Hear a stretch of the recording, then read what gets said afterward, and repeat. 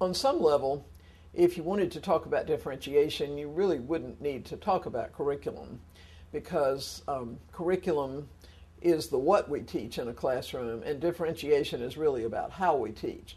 On some level, with differentiation, it doesn't matter what you teach. You show me what you're going to teach, I'll show you how to teach it better. The how is different from the what. But again, classroom is a system with interdependent parts. And if I teach really dynamic curriculum and differentiate that, then the power of the curriculum gives more power to the differentiation, not to mention more power to the students. And so in my opinion, because it is important for us to think about all of the elements in a classroom, we have to try to make all of them the best that we can. There are lots of things that could be said about what constitutes quality curriculum, but I think at a bare minimum, there are 2 or 3 things. One is curriculum needs to engage students. If we can't capture their minds, if we can't evoke some curiosity, make them a little piqued at us, make them wonder about something or connect with it, there's just too many things in their world to draw them away, whether it's a graphic novel or a handheld game they'd like to play, or texting a friend, or hanging out at the mall. There's just 1,000 things that are more appealing than what we teach. And so because of the nature of young learners, I think we're obliged to say not just what am I supposed to cover, but how do I really help students see the relevance of this, connect it to their lives, realize the potential that it has to help them become more independent. So engagement is one really critical attribute of quality curriculum. A second one is that the curriculum promotes student understanding. We are prone as teachers to assume that as long as we cover something, we've done our job.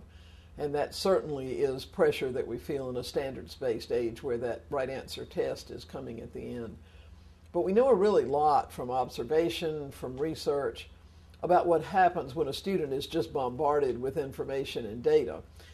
And what happens is the brain isn't very good at handling that long term.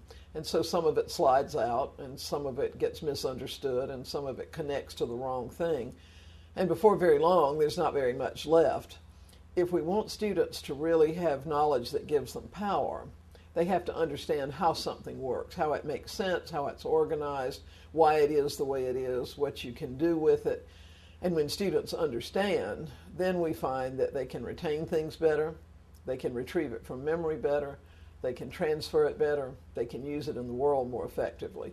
And so engagement is important and understanding is important.